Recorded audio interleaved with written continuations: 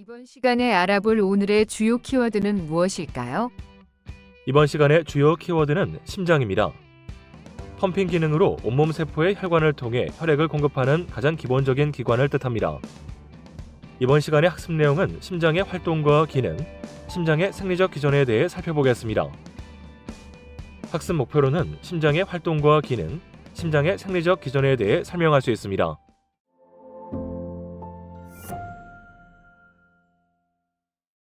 네, 안녕하세요. 이번 장은 심장순환생리에 대해서 하겠습니다. 심장순환생리는 여러분들 온몸 세포에 혈관을 통해서 혈액을 공급하는 시스템이라고 보면 되겠고요. 그런 혈액을 공급하는 가장 기본적인 기관이 바로 심장입니다. 심장은 여러분들 정중선보다 약간 왼쪽에 치우쳐져 있는 여러분들 주먹 크기 정도, 무게로는 약 250에서 300g 정도 된다고 합니다. 보통 위쪽이 편편하고 아래쪽이 뾰족하다라고 보면 되겠어요. 그래서 위쪽 부분은 여러분들 갈비뼈의 두 번째, 세 번째 갈비뼈 정도, 그리고 아래쪽은 다섯 번째, 여섯 번째 갈비뼈 사이에 위치하고 있다라고 보시면 될 것 같습니다. 지금 현재 그림을 여러분들이 이제 보시면 이렇게 보이는 거죠. 이게 지금 심장이거든요. 심장이고요. 이 심장의 좌우에 이제 허파가 이렇게 있는 거 보이시죠? 여기가 이제 정중선이라고 하면 약간 왼쪽으로 치우쳐져 있는 게 보이시잖아요. 그리고 이제 여기 그 위쪽에 가장자리 팽팽한 부분 쪽에서 혈관이 이렇게 들어오고 나가는 그런 이제 구조를 하고 있다라고 보시면 될 것 같습니다. 먼저 그 세부적인 구조를 좀 살펴보도록 하죠. 이게 지금 심장인데, 심장은 4개의 공간이 있어요. 4개의 공간이 있습니다. 하나, 둘, 셋, 넷, 4개의 공간이 있는데, 위쪽에 있는 공간을 방이라고 하고요. 아래쪽에 있는 공간을 실이라고 합니다. 방은 혈액이 들어오는 곳이에요. 실은 혈액이 나가는 곳입니다. 그래서 여러분들의 해부학적인 위치로 보면 이쪽이 왼쪽인 거예요? 오른쪽인가요? 오른쪽입니다. 여러분들이 지금 바라보고 있는 것이 아니라 여러분들이 반대로 돌아서서 있는 상태의 심장을 섹션에서 그림을 그려놨으니까 혼란스럽지 않으면 좋겠습니다. 그래서 여기는 아까 방이라고 얘기를 했었잖아요. 오른쪽에 있으니까 오른방인 거고요. 여기는 왼쪽에 있는 왼쪽 심방인 거예요. 아래쪽은 오른 심실, 여기는 왼쪽 심실, 뭐 이렇게 보시면 되겠습니다. 그리고 이제 여기에서 조금 좀 자세히 살펴보고 갈 건데요. 심방과 심실 사이에는 이렇게 판막이 있습니다. 이 판막이 있는데 여기는 3개로 되어 있어요. 그래서 여기를 삼천판막이라고 하고요. 왼쪽에 심방과 심실 사이에는 2개로 되어 있습니다. 그래서 여기는 이천판 또는 승무판막이라고 이렇게 이름 지어져 있습니다. 그리고 이제 심방으로는 혈액이 들어온다고 얘기를 했는데 이렇게 들어오겠죠. 아래쪽 위쪽에서 이렇게 정맥을 통해서 혈액이 이제 들어올 거고요. 이렇게 들어왔던 혈액은 심실 사이에 판막을 통해서 심방, 심실, 방실 사이에 판막을 통해서 혈액이 이렇게 심실로 들어오면 이 혈액은 이제 밖으로 나가겠죠. 이렇게 나가는 것을 동맥이라고 합니다. 그래서 심장에서 나가는 혈관은 동맥인 거예요. 심장으로 들어오면 정맥입니다. 그래서 여기는 혈이 심실에서 나가니까 동맥인 겁니다. 그런데 어디로 가냐 그러면 오른 심실에서 나가는 혈액은 폐로 갑니다. 허파로 갑니다. 허파로 간다. 그래서 이거를 허파동맥이라고 합니다. 그래서 허파를 통해서 산소를 이렇게 충분히 세츄레이션하고 들어오는 혈액은 산소가 풍만한 혈액, 동맥혈인데 이게 어디로 들어오냐 그러면 이렇게 들어오는 거죠. 이렇게. 여기가 어디냐 그러면 왼쪽 심방인 거예요. 그래서 들어오는 이 혈액, 허파에서 들어온다 그래서 허파 정맥이라고 합니다. 동맥이 아니고 정맥이에요. 그래서 혈액이 심실로, 왼쪽 심실로 들어와서 요렇게 검정 색깔로 바꿔볼까? 이렇게 해서 이제 나갈 거거든요. 이렇게. 그래서 왼 심실에서 나가는 혈액, 요거는 바로 동맥이에요. 그죠? 온몸으로 간다 그래서 대동맥, 큰 동맥입니다. 대동맥이라고 한다라고 보시면 되겠고, 이때 심실에서 동맥으로 나가는 혈관들을 보면 뭐가 있냐 그러면 이렇게 판막이 있습니다. 보이시죠? 판막이 있습니다. 그래서 이거를 대동맥 판막이라고 합니다. 그래서 여기는 이제 허파죠. 허파 동맥 판막. 여기는 대동맥 판막. 이렇게 얘기를 하고 막의 형태가 반달 모양처럼 생겼다 그래서 반월판막 뭐 이렇게도 부른다라고 보시면 되겠습니다. 그리고 심방과 심실 사이에 여기 판막이 있다고 얘기했었잖아요. 이 판막은 심방으로 들어온 혈액이 심실로 내려올 때 이걸 열어야 되잖아요. 이걸 여는 근육이 누구냐 그러면 바로 꼭지 근육이에요. 여기 심실 벽에 근육이 이렇게 돌출되어 있습니다. 꼭지처럼. 그리고 이 꼭지에 힘줄 끈이 이렇게 연결이 돼서 심방에서 심실로 이렇게 들어오도록 열어주고 그 다음에 다 들어오면 이거를 닫고 다시 이제 동맥으로 이렇게 내보내는 이제 그런 이제 준비를 하게 하는 거죠. 이게 이제 바로 꼭지 근육의 힘줄근이 판막을 열고 닫는 역할을 한다라고 보시면 될 것 같습니다. 다음 그림을 한번 볼까요?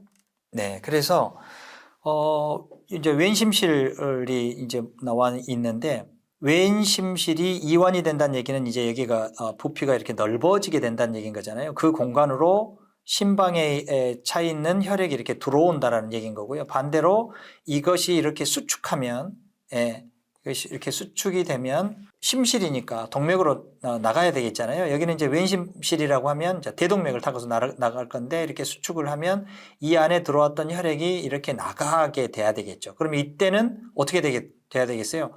대동맥과 심실 사이에 판막이 있었죠. 이 판막을 열어서 나가게 하는 거예요. 이렇게 나가게 하는 거예요. 이렇게 나가게 하는 거고요. 그럼 이제 이게 수축이 되면 혈액이 어찌됐든 이렇게 이동을 하려고 하는데 아까 심방과 심실 사이에 이 판막이 열려 있으면 어떻게 되겠어요? 역류하겠죠. 그러면 한 방향으로 흐르지 못하게 되는 이제 상황이 생기죠. 그래서 그 전에 이 판막은 닫힌다라는 게 좀 전에 설명드렸던 그 내용인 거예요. 그래서 여기를 닫고 난 다음에 여기 압력이 높아지면 여기 대동맥하고 심실 사이에 판막이 열려서 이렇게 혈액이 동맥을 타고 나간다라고 보시면 될 것 같습니다. 이완과 수축의 어떤 의미인지 아시겠죠? 다음 파트로 넘어가기 전에 잠깐 정리를 좀 하도록 하겠습니다. 이게 이제 그건데요. 심실과 혈관 사이는 심실에서는 혈액이 나가니까 동맥이 있겠죠. 그래서 오른 심장은 허파 쪽으로 가는 동맥이 있고요. 왼 심장은 온몸으로 나가는 동맥이 있습니다. 이거를 대동맥이라고 한다라는 얘기인 거고요. 심방과 심실 사이에도 판막이 있다고 얘기를 했었습니다. 오른 심방과 심실 사이에는 3개의 막으로 되어 있는 삼천판이 있고요. 그 다음에 왼쪽에 심방과 심실 사이에는 2천 판막이 있다라는 거 알고 계시면 좋겠습니다. 자, 다음은 심장의 기능입니다. 심장의 주 기능을 이제 한번 좀 살펴보죠. 심장의 주 기능은 펌핑 기능이에요. 그리고 이것을 주기적으로 수축을 시켜서 온몸으로 이렇게 혈액이 순환할 수 있도록 반복해서 내보내는 거예요. 그래서 주기적으로 일정하게 리드미컬하게 수축이완이 반복이 된다라고 보시면 될 것 같습니다. 여기에서 참고로 여러분들의 혈액이 물론 이제 기능할 때 잠깐 보충 설명하겠습니다만 심장으로 들어온 혈액은 허파를 통해서 산소를 충분히 치환하고 정맥혈에 존재하는 이산화탄소를 몸 바깥쪽으로 내보내게 하는 거예요. 그리고 그렇게 들어온 혈액은 이제 온몸으로 되돌려서 영양분뿐만 아니라 풍부한 산소를 이렇게 공급하게 하는 거죠. 이게 한 방향으로 돌아가야 되는데 심장에는 4개의 공간이 있었잖아요. 그 4개의 공간에서 한 방향으로 돌아가도록 판막이 열리고 닫히고 또 심방의 심실이 이렇게 순서대로 이렇게 수축 이완을 반복해야 된다는 거 알고 계시면 되겠습니다. 이거를 조금 이따가 여러분들에게 설명을 드리도록 하겠습니다. 그래서 다시 말해서 심장 근육은 기본적으로 가로 무늬 근육으로 되어 있지만 흥분성 자체는 자체적인 활동 전이를 만들어낼 수 있는 조율기가 있다. 심장 박동 조율기가 있다. 그래서 굴심방 결절에서 한다라는 거 좀 전에 얘기를 했었잖아요. 그리고 여기에서는 율동성, 흥분성, 전도성, 수축성이라는 기본적인 특성을 갖고 있기 때문에 조금 전에도 얘기를 했던 것처럼 한 방향으로 혈액이 이동해서 움직일 수 있도록 하게 하는 그런 이제 작용을 한다라고 보시면 될 것 같습니다. 심장 주기를 그림으로 한번 설명을 해드리도록 하겠습니다. 이 그림을 잠깐 한번 보실까요? 네. 여기 있습니다. 천천히 선생님이 해볼게요. 잘 따라와 보시면 좋겠습니다. 자, 여기가 심방, 심실, 우심방, 우심실, 여기가 좌심방, 좌심실이잖아요. 자, 심실이 수축합니다. 그러면 심실의 압력이 증가가 되겠죠. 이렇게 이제 수축한다는 얘기고, 또 여기도 이렇게 수축하겠죠. 이렇게 수축이 되면 혈액이 이렇게 이동하려고 할 겁니다. 이동하려고 하겠죠. 근데 여기는 막혀 있으니까, 심방과 심실 사이는 막혀 있죠. 그러면 어디로 가겠어요? 뚫려 있는 곳으로 가겠죠. 그래서 왼쪽 심실에서는 혈액이 대동맥으로 나가고, 여기에서 오른쪽 심실에서는 허파 쪽으로 이렇게 나가겠죠. 허파동맥으로 나간다. 이게 이제 다 나가고 나면 지속적으로 해서 이제 다 나가게 되고 심실의 압력이 이제 떨어지게 되면 어떻게 되겠어요? 그러게 되면 요렇게 되겠죠. 예. 요렇게 나가는 이 판막이 닫히겠죠. 그죠? 예, 반월판상 판막이 닫히고 그 다음에 여기가 서서히 이완하기 시작합니다. 심실이. 그죠? 심실이 이완하게 되면 여기가 혈압이 떨어져 있으니까 여기가 열리게 됩니다. 여기 이완이 되면서 잡아다니겠잖아요. 그죠? 그래서 여기 양쪽 방에 있는 혈액들이 실로 이렇게 들어오게 된다는 얘기인 거예요. 지금 여기가 이렇게 되는 겁니다. 방실 판막이 열려서 혈액이 심실을 채우게 되는 거죠.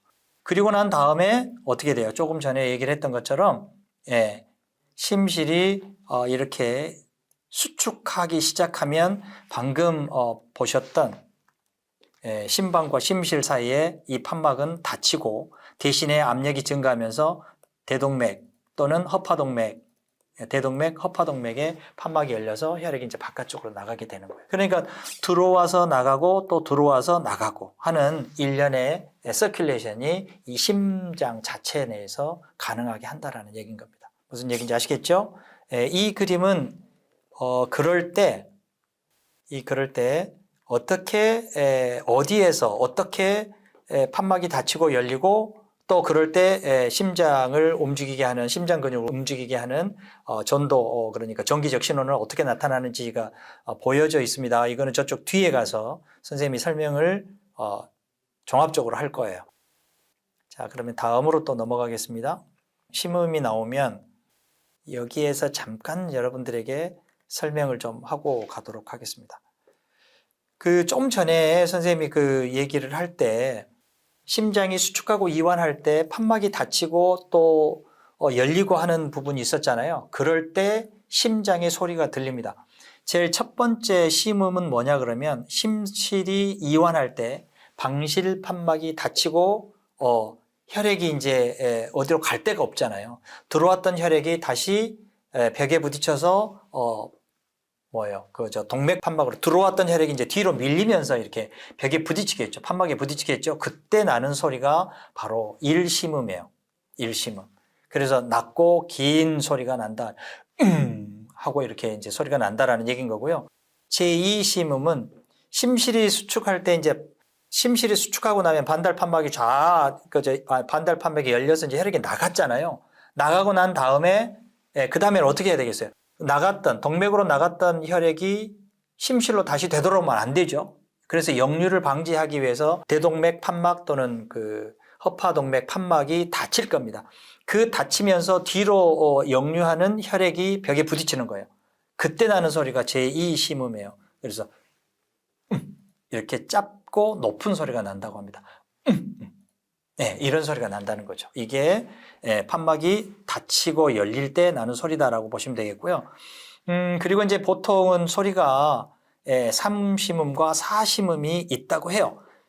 잘 안 들리는 소리기는 한데 제3심음은 성인, 그러니까 활발한 활동을 하는 성인들이 심한 운동을 할 때 그 심방으로 이제 심실이 이렇게 유입이 될 때 보통은 소리가 들리진 않지만 이때 이제 심실을 진동시키는 소리가 아주 작게 들린다고 해요. 그게 이제 제3심음인 거고요.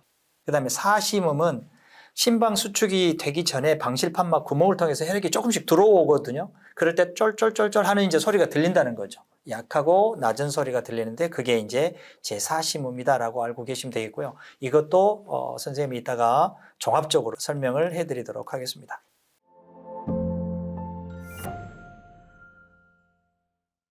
네, 그러면 심장은 어떤 형태로 활동전이가 만들어지고 전달이 되는지, 또 그 특성은 뼈대 근육 특성하고는 어떤 차이가 있는지 한번 살펴보도록 하겠습니다. 심장의 활동전이는 좀 높아요. 보면 200에서 500mS 정도 유지가 되고, 보통 뼈대 근육 같은 경우는 2mS 이내에 활동전이가 일어나거든요. 그러니까 탈분극, 그 다음에 재분극이 2mS 이내에 일어납니다. 그런데 심장은 200에서 500mS 정도로 길다라는 얘기인 거죠. 이게 굉장히 중요한 의미가 있어요. 한번 살펴보도록 하겠습니다. 여기 이 그림은 우리가 흔히 얘기하는 뭐예요? 뼈대 근육의 이제 탈분극인 거죠. 이렇게 탈분극이 일어나서 재분극, 과분극을 거쳐서 안정막 전이로 가는데 약 한 2mS 정도의 시간이 걸린다는 게. 그런데 이 그림하고 한번 비교를 한번 해볼까요? 이거는 이제 심장에서 일어나는 형태인 거예요. 여기서 보면 이렇게 탈분극을 했는데 재분극이 이렇게 길다라는 거죠. 이렇게 내려간다는 거예요. 재분극이 이렇게 길어요. 여기가 200에서 300mS 정도 길다라는 거예요. 여기를 고평부라고 합니다. 탈분극기, 그 다음에 고평부, 그 다음에 재분극기, 그리고 이제 다시 안정막 전이로 이렇게 되돌아오거든요. 그러면 여러분들에게 질문 하나 하겠습니다. 뼈대 근육은 여기가 빨간 걸로 한번 그려볼까? 이렇게 일어나는데 2mS로 이렇게 일어나는데 왜 심장은 이렇게 고평부가 길어야 할까요? 여러분들이 일단 여기에서 포즈를 누르고 고민을 한번 해보시고, 여러분들이 충분히 고민이 되면 그 다음에 다시 눌러서 선생님 설명을 들으시면 좋겠습니다. 여러분들이 근육 수축할 때 강축이라는 얘기 들으셨을 테고, 그 다음에 절대 불응기와 상대 불응기에 대해서 들어보셨죠? 이 절대 불응기 때는 이 기관에 오는 자극에 대해서는 활동전이가 발생하지 않는다라는 얘기 했었고, 상대 불응기 때는 이거보다 더 큰 자극에 대해서 활동전이가 생성이 된다라는 얘기를 했었습니다. 그렇죠? 여기 이 부분, 즉 다시 말해서 여기는 절대 불응기예요. 절대 불응기가 이렇게 길다라는 얘기입니다. 절대 불응기가 길다는 얘기는 이 기관에 오는 자극에 대해서는 활동전이가 만들어지지 않는다라는 얘기인 거예요. 그 말은 무슨 뜻이냐 그러면 강축이 일어나지 않는다라는 얘기인 거죠. 만약에 이 시기에 강축이 일어나면 어떤 현상이 생기겠어요? 심장은 수축했다 이완했다를 리드미컬하게 진행해야 될 텐데 강축이 일어나면 어떻게 됐어요? 수축 하면 계속 하고 수축만 하고 있겠죠. 심장마비가 일어날 수 있다는 얘기인 거예요. 그래서 심장마비가 일어나지 않고 리드미컬하게 수축 이완을 반복할 수 있도록 이렇게 충분한 시간을 두고 혈액을 내보낼 수 있도록 하게 한다는 얘기인 겁니다. 그리고 그 다음에 이완하고 이렇게 고평부가 매우 길다라는 거 알고 계시면 되겠습니다. 그러면 이 활동전이가 어떻게 생성돼서 전달이 되는지 한번 살펴보도록 하겠습니다. 심장 근육은 따로 신경계통이 자극 없이 자발적으로 활동전이를 형성한다고 얘기했었잖아요. 골심방 결절에서. 그래서 그거를 이제 그 심장을 구성하고 있는 근육으로 이렇게 쭉 전달이 될 건데요. 그 경로를 한번 살펴보도록 하겠습니다. 여기 오른심방 위쪽에 골심방 결절이 있습니다. 여기에서 리드미컬하게 활동전이를 만들면 기본적으로 오른심방에 활동전이를 전달을 이렇게 쭉 하고, 그 다음에 왼쪽으로 이렇게 넘어가서 왼심방도 이렇게 자극을 하겠죠. 약간의 시차가 있습니다. 거의 동시기는 한데 오른심방이 먼저, 그 다음에 왼심방이 그 다음에 뛴다라는 정도의 느낌만 있고요. 거의 동시에 뛰고요. 이 골심방 결절에서 다음 심실을 수축하게 하는 전달체가 누구냐 그러면 방실결절이에요. 이 방실결절로 방금 얘기를 했던 이 신호를 전달을 하는데, 여기에서 이거 심방 주변의 근육으로 전달되는 전도 속도보다 이 방실에서 골심방 결절에서 방실 결절로 가는 속도는 더 늦습니다. 왜냐 그러면 여기에서 혈액이 심실로 충분히 구출이 된 뒤에 그 다음에 이제 심실이 수축할 수 있도록 그 시간차를 둬야 되기 때문에 약간 느리게 이제 전도가 된다라는 거 참고하시면 좋을 것 같고요. 어찌됐건 골심방 결절에서 심방을, 좌심방, 우심방을 수축을 하고, 그리고 신호를 방실결절로 보내면, 방실결절은 여기가 이제 양쪽 심실 사이의 벽이에요. 이 벽에 이 방실다발을 형성을 해서 전도를 합니다. 그러면 방실다발이 좌우로 이제 나눠져서 가야 되겠잖아요. 왼쪽 따로 오른쪽 따로 있으니까. 그래서 가지를 형성한 다음에 바깥쪽 심실막을 벽을 따라서 이렇게 쭉 전도가 일어나는데 여기서는 빠르게 그냥 내려와서 여기서부터 이렇게 수축이 되기 시작해요. 이걸 뭐라고 얘기하냐 그러면 심장 속막 밑까지, 그래서 푸르킨예 섬유라고 합니다. 그래서 푸르킨예 섬유가 이 속 사이로 쭉 퍼져나가면서 심실을 이렇게 수축하게 하는 거죠. 네. 그러면 이제 심실이 수축하는 그런 전도 경로를 따라서 하고 있다라고 보시면 되겠습니다. 이거를 그래프로 한번 이제 살펴보도록 하겠습니다. 이렇게 심장 주변으로 정기적 신호가 전도가 되는 것을 이제 그래프로 이렇게 체크를 해보는 것을 뭐라고 얘기하냐 그러면 심전도라고 합니다. 일렉트로카디오그램, ECG 또는 EKG라고 하거든요. 한번 보겠습니다. 이 그림이 여러분들이 이제 자주 병원에 가면 자주 보는 심전도 그래프예요. 여기에는 특징적인 피크가 3개가 있습니다. 하나는 피파, 그 다음에 QRS 복합체, 그 다음에 T파, 이렇게 3개가 있어요. 여기는 이제 안정막 전이로 이렇게 가다가 삑 하고 그리고 다시 삑 이렇게 하는 그런 형태의 이제 파형이 생기는 거죠. 이거를 여러분들이 이제 기본적으로 좀 알고 계시면 좋겠고요. 이 파의 특징이 있습니다. 이 파의 특징이 뭐냐고 그러면 이 피파는 심방을 수축시키는 파형이에요. 심방을 수축시키는 파형. 그 다음에 QRS파는 심실을 수축하는 파형입니다.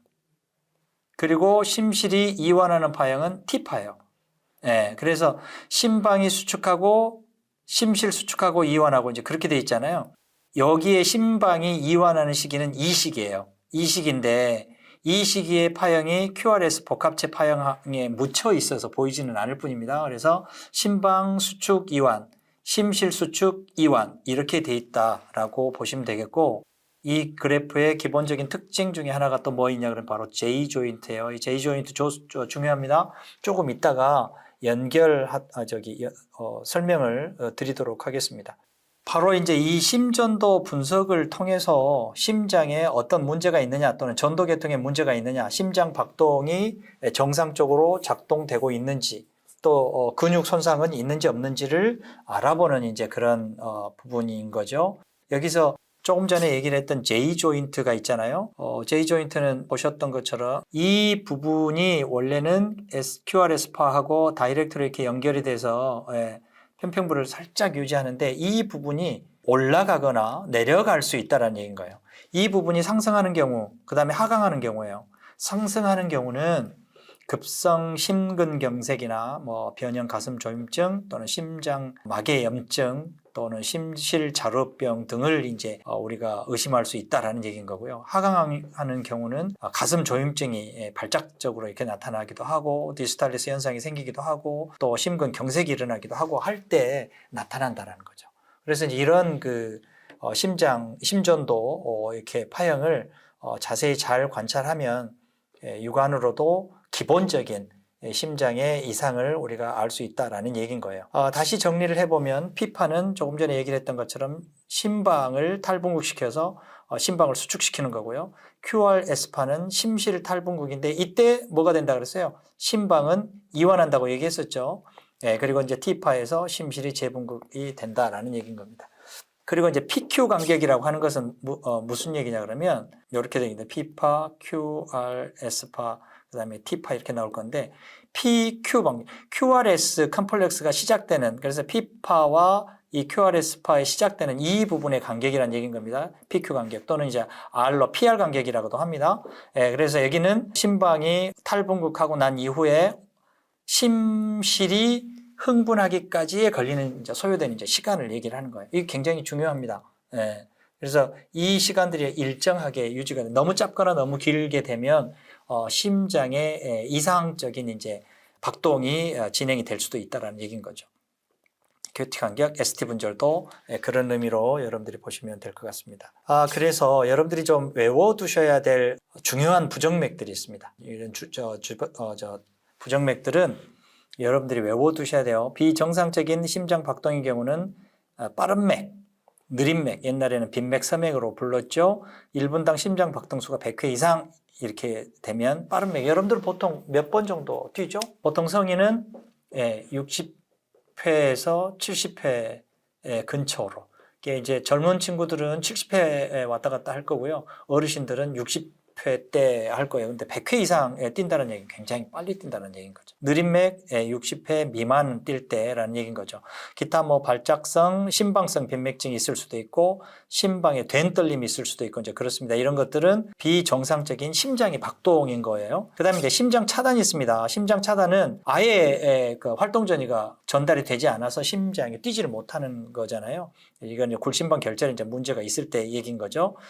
그다음에 방실 결절 차단도 있습니다. 1도, 2도, 3도 이렇게 되는데 3도는 완전 차단이 되는 경우예요.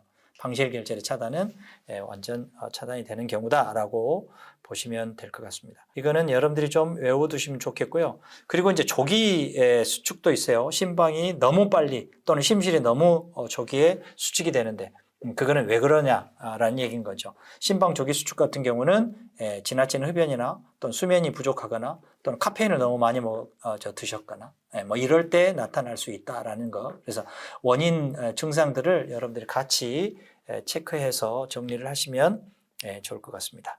네, 이렇게 다양한 부정맥들이 있습니다. 그래서 부정맥들에 대한 원인, 증상 뭐 이런 것들을 체크해 주시면 여러분들이 공부하는데 도움이 많이 될 것 같습니다. 다음은 이제 이런 심장 기능의 조절 반사가 어떻게 일어나는지 한번 살펴보도록 하겠습니다. 굉장히 중요하겠죠?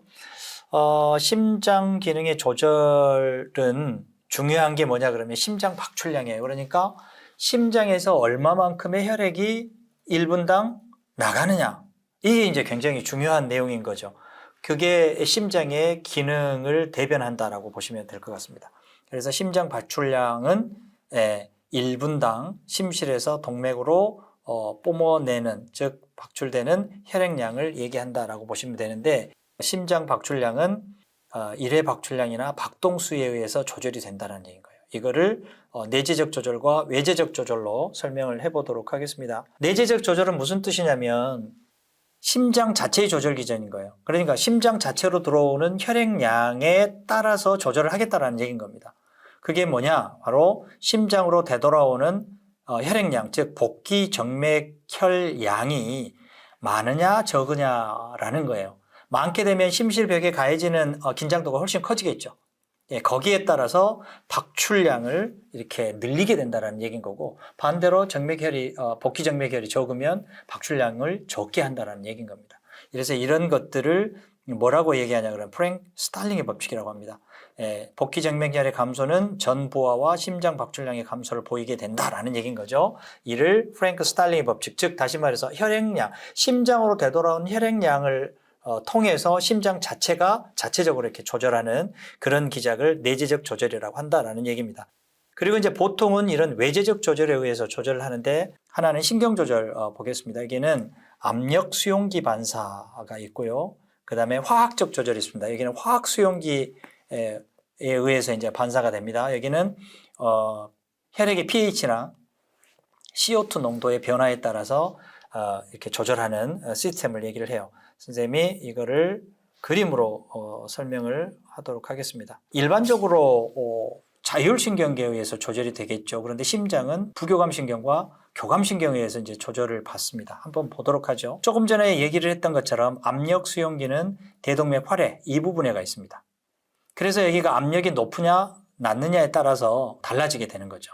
이거를 어디로 전달하냐 그러면 여기가 지금 숨내입니다. 숨내. 그래서 숨내에 심장 박동을 조절하는 그런 조절 중추가 있습니다. 그 조절 중추에 그 신호를 전달하는 거예요. 압력이 높으면 어떻게 돼요? 압력이 높으면 압력을 낮춰야 되겠죠. 압력을 낮추려면 부교감신경이 작용을 해야 되겠잖아요. 그래서 여기 보면 줄을 한번 따라가 볼까요? 부교감신경이 뭘 해요? 박동수를 낮추라. 정상으로 되돌려라. 이런 얘기인 겁니다. 그래서 부교감신경이 작용을 하고요. 그 다음에 이제 만약에 압력이 낮다. 그럼 어떻게 해요? 압력을 좀 높여야 되겠잖아요. 압력을 높이는 방법은 크게 두 가지가 있어요. 하나는 박출량을 증가시키거나 또는 혈관을 수축하거나 하는 겁니다. 한번 보실까요? 그래서 그거는 이제 교감신경이 하겠죠. 여기서 그것을 숨 내에서 어디로 보내냐면 교감신경을 통해서 보내는데 여기는 두 가지가 있어요. 하나는 골진방 결절에 작용을 해서 심장 박동수를 증가시키고 그다음에 심장 수축력을 증가시켜서 총체적인 심박출량을 증가시키는 거예요. 그래서 혈압을 올리는 역할을 하는 겁니다. 그리고 또 하나는 부신 속질로 갑니다. 부신 속질로 가서 거기에서 에피네프린, 노르에피네프린 이게 이제 아시겠지만 교감신경성 호르몬이에요. 이거를 분비해서 혈액을 통해서 심장으로 가서 심근 수축력을 증가시키고 그다음에 혈관을 이렇게 수축하고 하는 이제 그런 역할을 해서 혈압을 이제 올리는 그런 역할을 하는 겁니다. 그리고 이제 또 하나는 혈액에 이제 화학 수용기가 있었다 그랬죠. 그거는 이제 이 목동맥 토리에 있습니다. 이게 속목동맥하고 바깥목동맥으로 따라가는 이제 그 사이에가 화학 수용기가 있어요. 이 화학 수용기를 통해서 숨내로 정보를 전달합니다. 그러면 이제 CO2가 증가한다는 얘기는 pH가 떨어진다는 얘기인 거잖아요. CO2가 증가하게 되면 산소가 부족하는 거죠. 그러면 산소가 부족하니까 심장 박출량을 늘려서 조직 세포 쪽으로 혈액을 많이 공급하라라는 얘기인 거예요. 그렇게 되면 심박출량을 증가시키는 것은 또 좀 전에 얘기를 했던 것처럼 교감신경의 작용이고 심장 박동수를 늘리거나 심박출량을 증가시키는 것, 낮게 하는 것은 부교감신경이 하는 거죠. 그래서 부교감신경 또는 교감신경을 조절하는 조절 메커니즘이 바로 이 자체 내 화학수용기, 그 다음에 압력수용기에 의해서 조절이 된다라는 것을 여러분들이 이해하시면 좋을 것 같습니다. 네, 오늘은 심장에 대해서 설명을 했습니다. 여기까지 하겠습니다.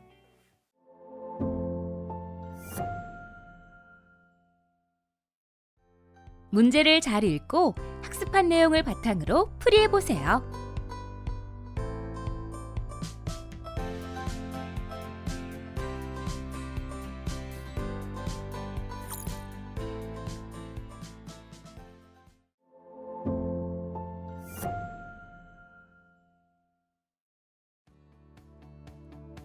이번 시간은 심장의 활동과 기능, 심장의 생리적 기전에 대해 알아보았습니다.